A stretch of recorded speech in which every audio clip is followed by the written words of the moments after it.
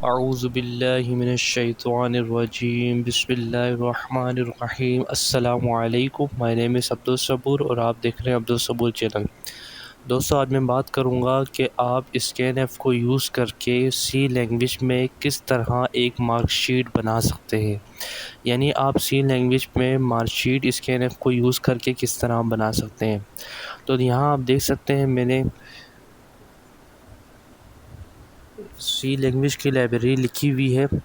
अब मैं इन कीवर्ड लूँगा और जो है मैं कुछ सब्जेक्ट लूँगा। जैसा कि आपको मालूम है कि मार्कशीट में वो सब्जेक्ट मेंशन होते हैं जिनके हमने पेपर दिए हुए होते हैं, और यहाँ भी मैं कुछ सब्जेक्ट लिखूँगा और फिर आगे क्या प्रोसेस होता है ये हम करेंगे। आइए हम स्क्रीन की तरफ चलते हैं। दोस्तों, सबसे पहले मैं इंट कीवर्ड लिखता हूँ और मैं कोई भी सब्जेक्ट, मैंने इंट कीवर्ड क्यों लिया है, मैंने इंट कीवर्ड इसलिए लिया है क्योंकि जो मैं सब्जेक्ट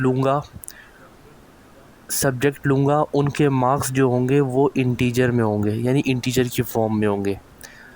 तो इसलिए सी लैंग्वेज में इंटीजर के लिए जो कीवर्ड यूज़ होता है वो इंट यूज़ होता है, तो इसलिए मैंने यहाँ इंट कीवर्ड यूज़ किया है। अब मैं कोई भी 3 सब्जेक्ट के नाम लिखता हूँ। मैं लिखता हूँ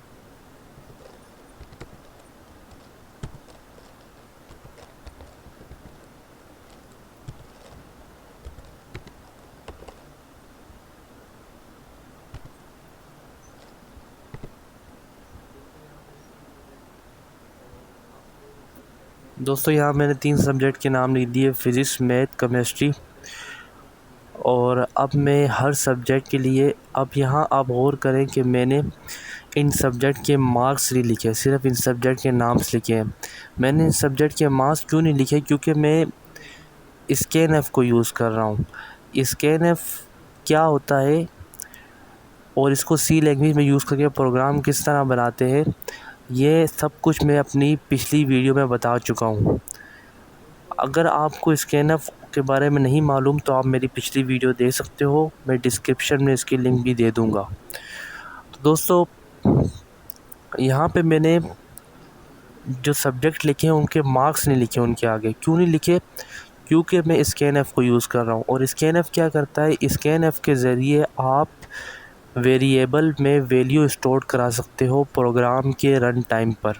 यानी जब मैं प्रोग्राम को रन करूँगा तो उस टाइम मैं वेरिएबल में वैल्यू स्टोर करा सकता हूँ स्कैनएफ की मदद से। तो यहाँ मेरे पास फ़िज़िक्स केमिस्ट्री जो सब्जेक्ट हैं, फ़िज़िक्स केमिस्ट्री मैथ, ये सब्जेक्ट है। इनमें मैं मार्क्स स्टोर कराऊँगा कब? जब रन टाइम पे, क्योंकि मैं स्कैनएफ को यूज़ कर रहा हूँ। अगर मैं स्कैनएफ को यूज़ ही नहीं करता तो फिर मुझे इनके मार्क्स अभी लिखने पड़ते हैं, लेकिन मैं स्कैनएफ को यूज़ कर रहा हूँ तो मैं इन सब्जेक्ट के मार्क्स प्रोग्राम के रन टाइम पे इन सब्जेक्ट में स्टोर कराऊँगा। तो आपको हर सब्जेक्ट के लिए अलग प्रिंटफ और स्कैनएफ यूज़ करना पड़ेगा। अगर आप चाहते हो कि मैं हर सब्जेक्ट के मार्क्स प्रोग्राम के रन टाइम पे स्टोर कराऊँ, यानी मैं हर सब्जेक्ट के मार्क्स जो है प्रोग्राम के रन टाइम पे लिखूँ, तो उसके लिए आपको क्या करना पड़ेगा, आपको हर सब्जेक्ट के लिए अलग प्रिंटफ और स्कैनएफ यूज़ करना पड़ेगा। तो मैं यूज़ करता हूँ फिज़िक्स सब्जेक्ट के लिए सबसे पहले।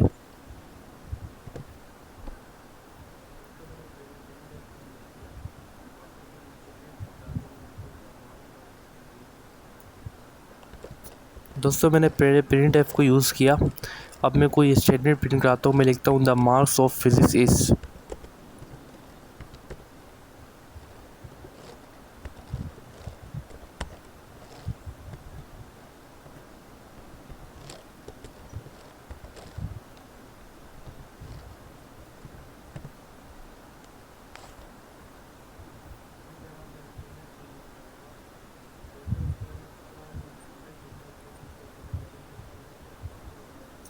इसी तरह मैं स्कैनएफ को यूज़ करूँगा। दोस्तों, स्कैनएफ का जो सिंटैक्स होता है उसमें सबसे पहले, यानी जो स्कैनएफ का स्ट्रक्चर होता है उसमें सबसे पहले हम स्कैनएफ लिखते हैं।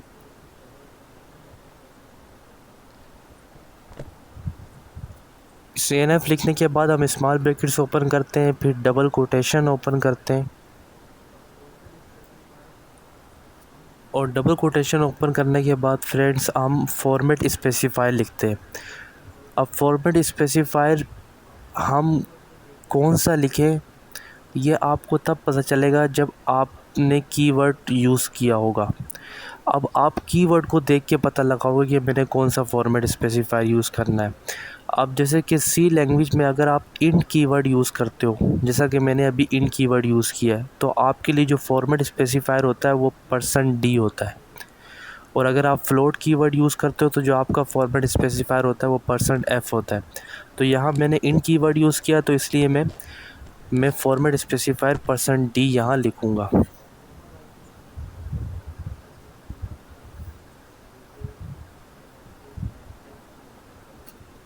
अब कोमा डाल के दोस्तों मैं एम्परसेंड का साइन डालूँगा जो कि स्कैनएफ के सिंटैक्स या स्ट्रक्चर में मौजूद है। एम्परसेंड के बाद मैं उस सब्जेक्ट का नाम लिखूँगा जिसके मैंने मार्क्स रन टाइम पे लिखने हैं और वो है फ़िज़िक्स।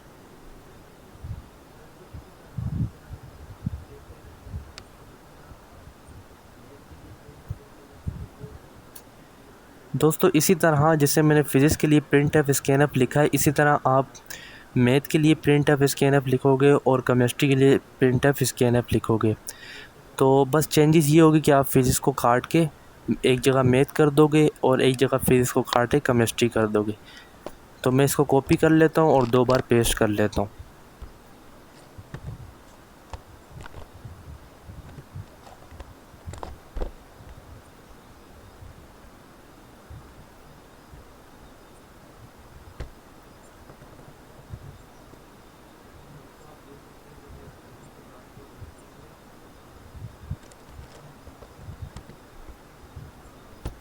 दोस्तों आप देख सकते हैं कि मैं फ़िज़िक्स को काट के मैथ लिख रहा हूँ।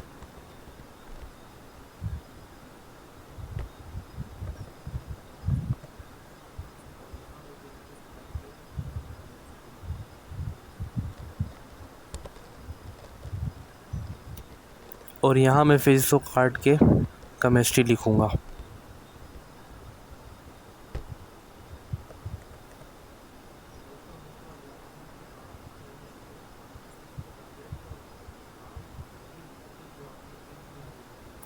दोस्तों हमेशा आप याद रखना कि आप स्कैनएफ में सब्जेक्ट का नाम वही लिखोगे जो आपने इंट के आगे लिखा है स्कैनएफ के स्ट्रक्चर में। जैसा कि स्कैनएफ के स्ट्रक्चर में मैंने केमिस्ट्री के लिए जो वर्ड लिखा है CHEM, तो मैं इसकी जैसा कि मैंने इंट के आगे जो केमिस्ट्री के लिए वर्ड लिखा है CHEM, वही सेम वर्ड्स मैं स्कैनएफ के स्ट्रक्चर में लिखूँगा। यानी कि अभी मैं CHEM लिखूँगा, पूरा केमिस्ट्री नहीं लिखूँगा।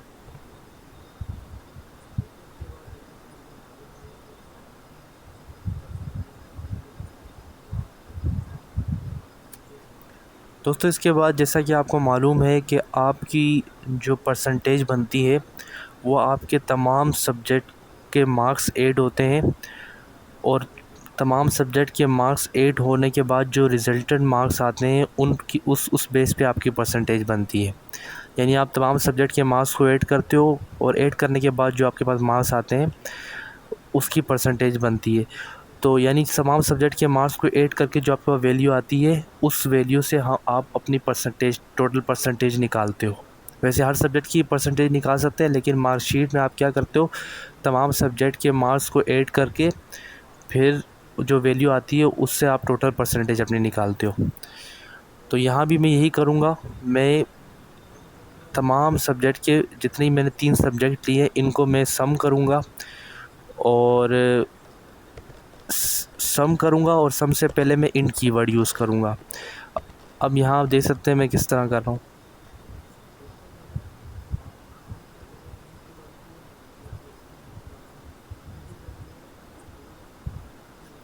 दोस्तों मैंने सम से पहले इंट कीवर्ड क्यों यूज़ किया, मैं इसलिए यूज़ कर रहा हूँ क्योंकि जब मैं फ़िज़िक्स, केमिस्ट्री और मैथ जो 3 सब्जेक्ट लिए इनके मार्क्स को ऐड करूँगा तो जो मेरे पास वैल्यू आएगी वो इंटीजर होगी। और और सी लैंग्वेज में इंटीजर के लिए इंट कीवर्ड यूज़ करते हैं, इसलिए मैं इंट यूज़ कर रहा हूँ।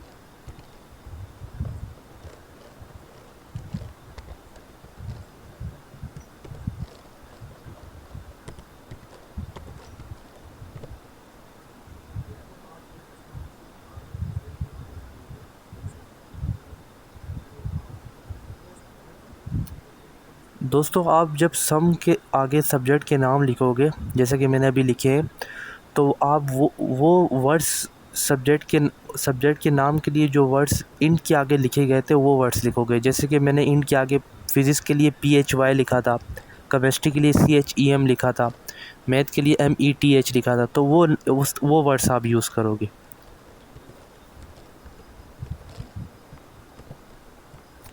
अब मैं इसको प्रिंट कराता हूँ।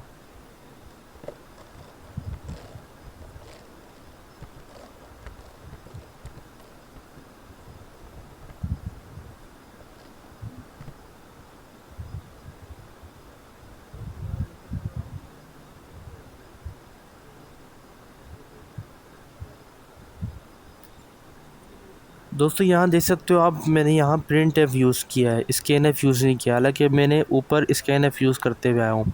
अब यहाँ मैंने स्कैन-एफ क्यों नहीं यूज़ किया, मैंने स्कैन-एफ इसलिए यूज़ नहीं किया क्योंकि जैसा कि मैं आपको पहले भी बता चुका हूँ कि स्कैन-एफ जो है हम यूज़ करते हैं किसी भी सब्जेक्ट के मार्क्स रन टाइम पे अगर हमको लिखने हैं, यानी किसी भी सब्जेक्ट के मार्क्स प्रोग्राम के रन टाइम पे हमें लिखने हैं तो हम स्कैनएफ यूज़ करेंगे।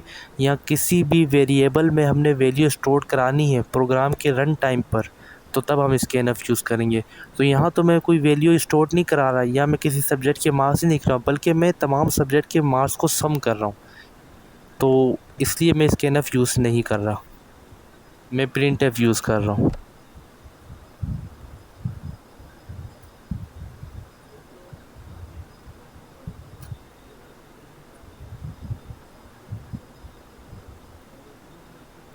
दोस्तों अभी जैसा कि आपको मालूम है कि परसेंटेज निकालने के लिए परसेंटेज का फार्मूला यूज़ करते हैं, और जो भी आपकी परसेंटेज आती है वो एक डेसिमल इंटीजर की फॉर्म में आती है। अब डेसिमल इंटीजर क्या होता है, डेसिमल इंटीजर वो इंटीजर होता है जिसमें डेसिमल पॉइंट यूज़ होता है, जैसा कि फॉर एग्ज़ाम्पल 80.5, 75.5, 70.5, 90.5, तो जिनमें डेसिमल पॉइंट यूज़ हो वो डेसिमल इंटीजर है। और सी लैंग्वेज में डेसिमल इंटीजर के लिए आप जो कीवर्ड यूज़ करते हो वो होता है फ्लोट, फ्लोट कीवर्ड यूज़ करते हो, तो यहाँ मैं फ्लोट कीवर्ड यूज़ करूँगा।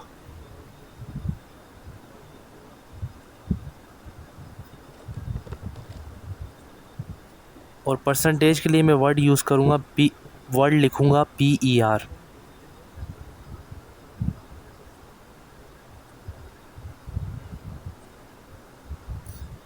इसके बाद मैं परसेंटेज का फार्मूला लिखूँगा, जैसा कि आपको मालूम है कि परसेंटेज का फार्मूला है obtain marks divided by total marks multiply by 100। तो यहाँ मेरे पास ऑब्टेन मार्क्स जो होंगे वो इन तीनों सब्जेक्ट के मार्क्स का सम होगा, इसलिए मैं यहाँ सम लिख देता हूँ। सम लिखने के बाद दोस्तों मैं यहाँ टोटल मार्क्स लिख सकता हूँ, मैं यहाँ 300 लिख सकता हूँ। मैं आप कितने भी मार्क्स लिख सकते हो, आपकी मर्ज़ी है, मतलब कि आप कोई भी वैल्यू लिख सकते हो। मैं यहाँ 300 वैल्यू लिख रहा हूँ, टोटल मार्क्स जो है 300 लिख रहा हूँ, लेकिन आप 500 भी लिख सकते हो, 600 भी लिख सकते हो, ये आपकी मर्ज़ी है।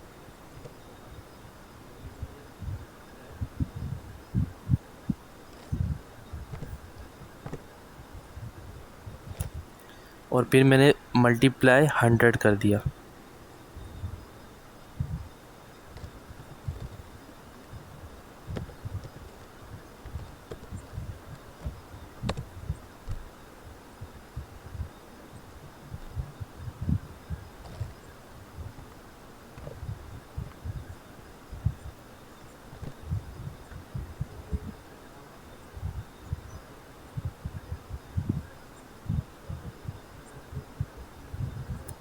मैंने प्रिंटफ लिखा, स्मॉल ब्रैकेट्स ओपन की, डबल कोटेशन ओपन की। अब फॉर्मेट स्पेसिफायर जो फ्लोट के लिए यूज़ होता है सी लैंग्वेज में वो %f है,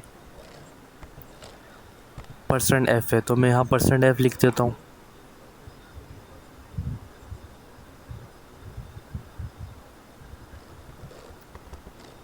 और मैं जो परसेंटेज के लिए वर्ड मैंने फ्लोट के आगे लिखा है PER, वो मैं यहाँ लिख देता हूँ।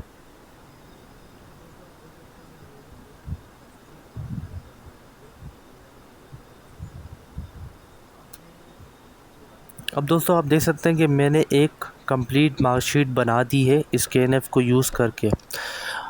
अब मैं इसको रन कराता हूँ, प्रोग्राम को रन कराता हूँ।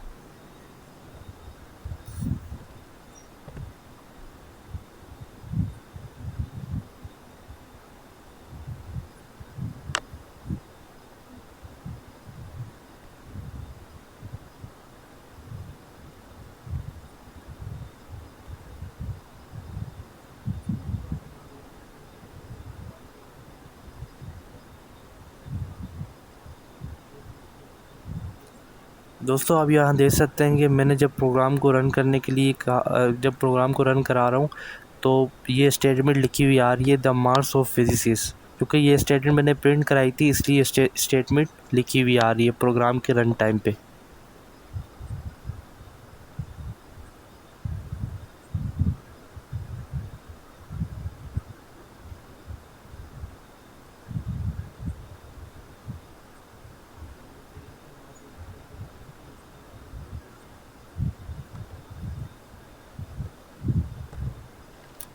अब मैं फ़िज़िक्स के मार्क्स लिखता हूँ, फिर केमिस्ट्री लिखूँगा, फिर मैथ के लिखूँगा।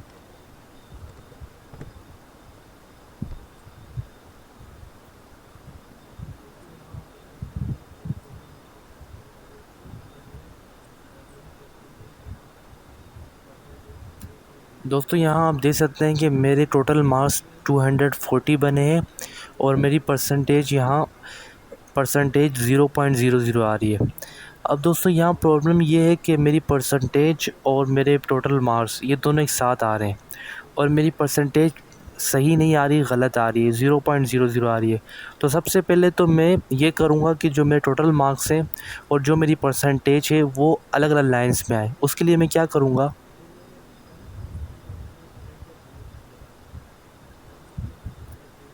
उसके लिए फ्रेंड्स मैं जो मैंने सम के नीचे जो मैंने प्रिंट एफ यूज़ किया है, सम के नीचे मैंने प्रिंट एफ यूज़ किया है, उसमें जो मैंने %d लिखा है,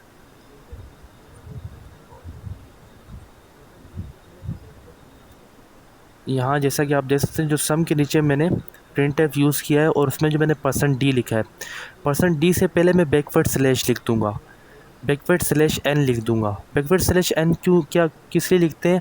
सी लैंग्वेज में जब भी आप चाहते हो कि मेरी जो है स्टेटमेंट या मेरा जो आउटपुट है या आउटपुट में जो वैल्यूज़ हैं वो अलग अलग लाइन्स में आए, तो उसके लिए आप क्या करते हो, आप बैकवर्ड स्लैश n यूज़ करते हो। तो यहाँ मैं सम के नीचे जो मैंने प्रिंट एफ लिखा है उसमें भी मैं %d से पहले बैकवर्ड स्लैश n यूज़ करूँगा और परसेंटेज के नीचे जो मैंने प्रिंट एफ यूज़ किया है उसमें भी मैं %f से पहले बैकवर्ड स्लैश n यूज़ करूँगा, जैसा कि आप देख सकते हैं मैं भी कर रहा हूँ।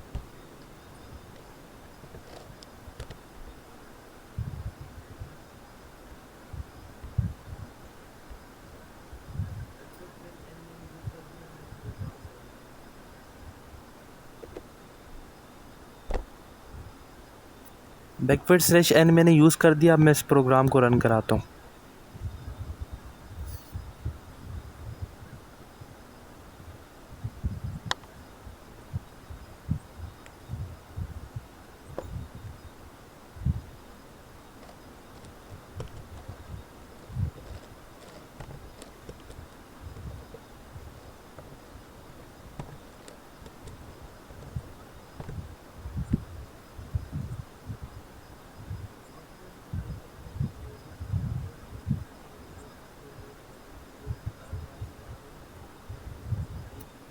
अब फ्रेंड्स आप देख सकते हैं कि मेरी नंबर्स जो है टोटल नंबर्स 240 वो भी अलग लाइन में आ रहे हैं और मेरी परसेंटेज भी 0.0 जो है वो अलग लाइन में आ रही है।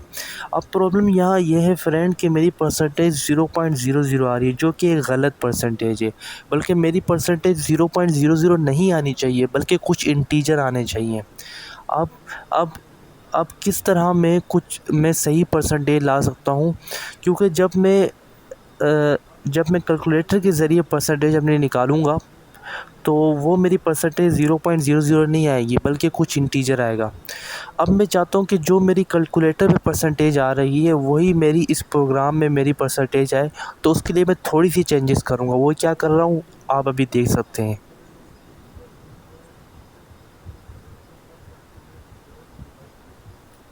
फ्रेंड, चेंजेस ये है कि जो सम से पहले मैंने इंट कीवर्ड यूज़ किया है उसको इंट कीवर्ड को कट करके मैं फ्लोट कीवर्ड लिख दूँगा, जैसा कि मैं अभी कर रहा हूँ।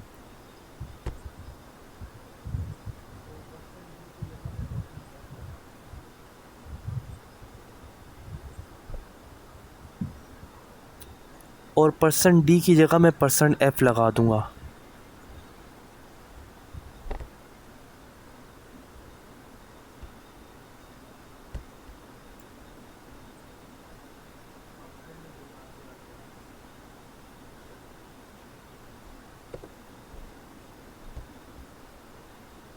अब फ्रेंड मैं प्रोग्राम को रन कराता हूँ।